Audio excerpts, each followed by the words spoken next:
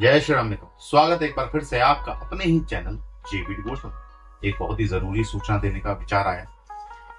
हमने अभी रिसेंटली देखा कि कमेंट सेक्शन में एक थोड़ा सा चेंज आया है यूट्यूब में, तो उसमें राइट स्वैप करेंगे तो एक हाइप का ऑप्शन आ रहा है। स्वाइप एंड हाइप, उसमें कुछ कॉइन्स होते हैं वीडियो हाइप करने का। हमें रिसेंटली पता चला, आप लोगों को पहले जानकारी हो तो ठीक है, नहीं तो उसको प्लीज क्लिक करने का अनुरोध प्रकट करते हैं हम लोग।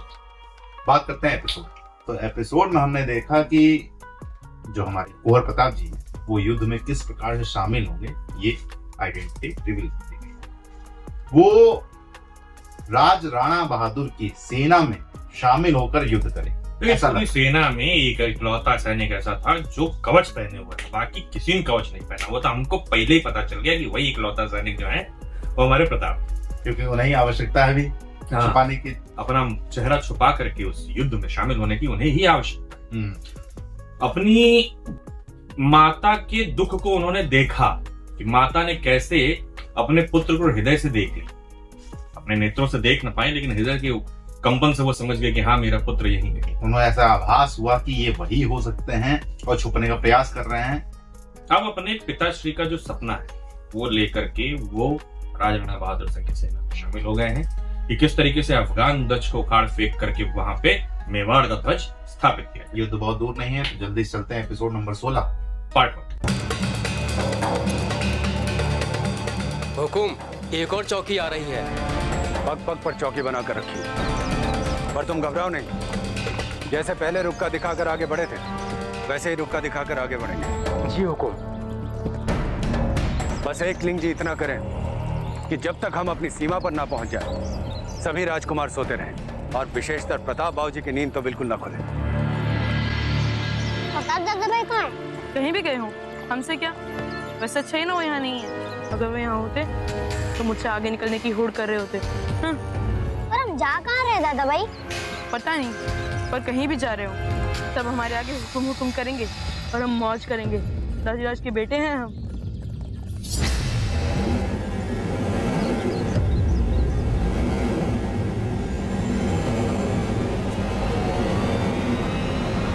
तो आप मानसिंह सोमग्रा हैं? जी। ये गाड़ियों में क्या है? अनाज। अनाज। देखो, आपको हमारे वचन पर विश्वास नहीं है? महाराणा उदय सिंह हमारे जीजा जी हैं और आप हमारे साथ मर्यादा का उल्लंघन करने का साहस कर रहे हैं। इसका परिणाम जानते हो? ये मत भूलो, मेवाड़ पर अभी भी महाराणा उदय सिंह जी का शासन है और एक राजपूत की आन में ऐसा अपमान कभी सहन नहीं करेंगे।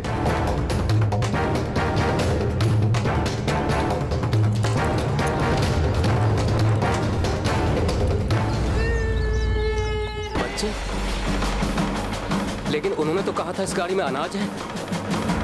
हुजूर को खबर करनी होगी। जी हुजूर, ये खबर पक्की है।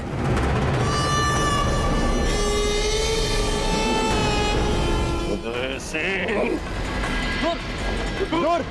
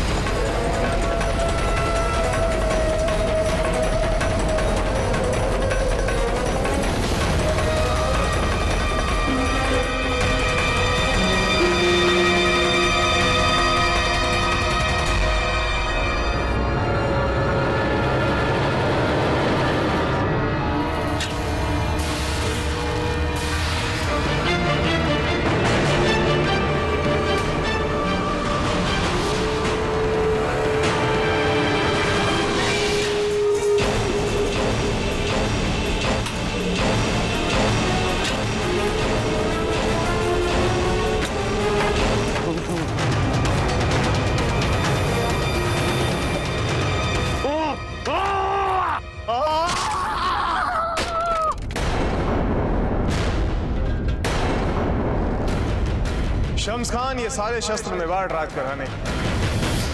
जब भी इनको प्रयोग में लाने का विचार करें तो प्रयोग में लाने से 2 दिन पहले,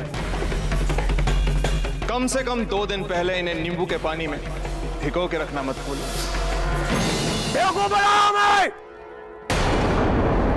हमने सोचा था कि खेल हम खेल रहे हैं। हमने सोचा था शिकार हम कर रहे हैं, लेकिन शिकारी शिकारी शिकार हो गया। हम किले का घेरा डाले, हम हथियारों के पहने होने का इंतजार करते रहे अफसल, और वो फरेबी लूट लिए हमें। हम राजपूतों को उनके अपने हथियारों से कत्ल करने का मजा, उस प्रताप को दबोचने कूटने का मजा हमारी नाक के नीचे से हमारे सबसे प्यारे खिलौने प्रताप को उड़ा ले गया। वो हम देखते रह गए।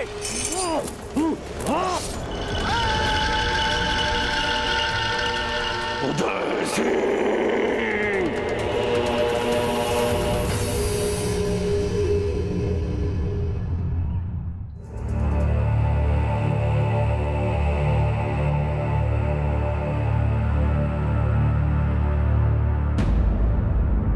आपके जाने के बाद क्या करेंगे राणा जी? हम सोच रहे हैं कि आपके बाद हम भी जौहर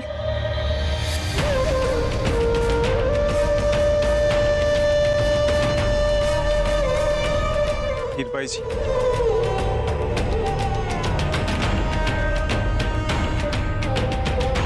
हीरबाई जी ऐसी बातें मत कीजिए। आपको जीना होगा। आपके जीने के दो कारण हैं। एक, आपके गर्भ में पल रहा सिसोदिया वंश का सूरमा, और दूसरा कारण कुंवर प्रताप। हमारे और जयंताबाई जी के जाने के बाद कुंवर प्रताप का दायित्व तो आपको संभालना है। कुंवर प्रताप को अभी बहुत कुछ सिखाना है, बहुत कुछ समझाना है, और ये सारे काम आपको करने हैं धीरबाई जी।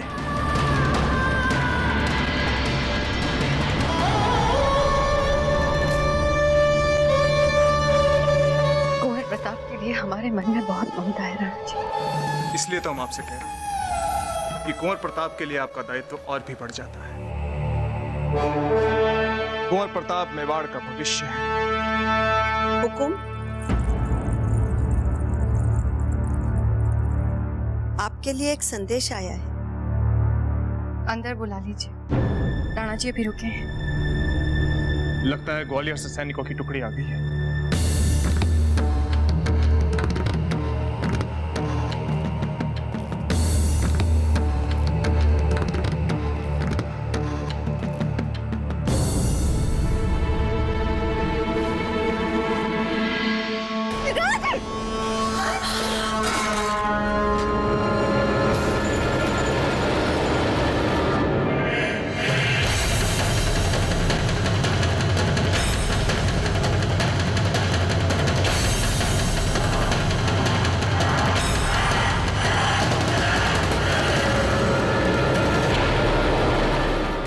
उदय सिंह, ये आपके उस बकरे का सर है जिसने हमारी छावनी में पैर धरने की हिमाकत की थी। आप और आपकी सेना का भी यही हश्र होने वाला है। बच्चों को तो आपने पहले ही पार करवा दिया, अब अपनी बीवियों से भी आखिरी बार मिल लो और मरने के लिए तैयार हो जाओ। मैं जंग का ऐलान करता हूं। शम्स खान।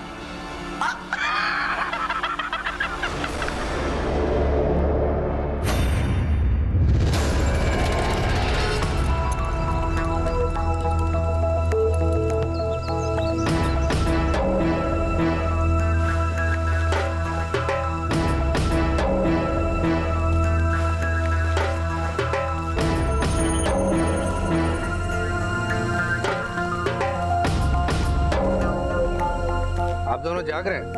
हाँ, हम तो बहुत देर से जाग रहे हैं। और बाबूजी राज प्रताप, वो भी जाग गए या सो रहे हैं? हमें नहीं पता वो कहाँ चले गए। जब से हम दोनों जागे हैं, दादा भाई यहाँ नहीं है। क्या?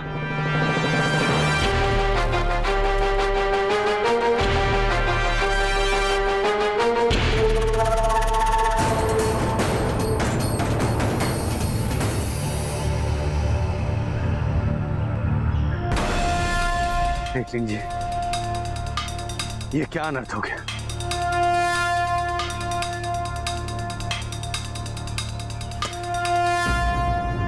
अरे मेरा मुंह क्या देख रहे हो? जाओ कुंवर प्रताप को ढूंढ कर लाओ। जिस रास्ते से हम आए थे उसका चप्पा चप्पा छान मारो। जाओ।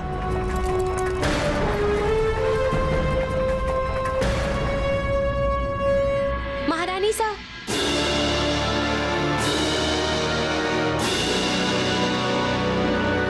कहाँ मिले ये कपड़े? ये आपके कक्ष के झरोके के नीचे से मिले।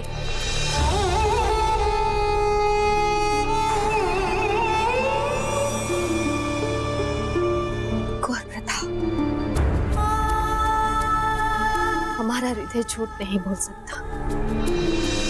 वो आप ही थे। फिर क्यों नहीं आया आप अपने मासा से मिलने?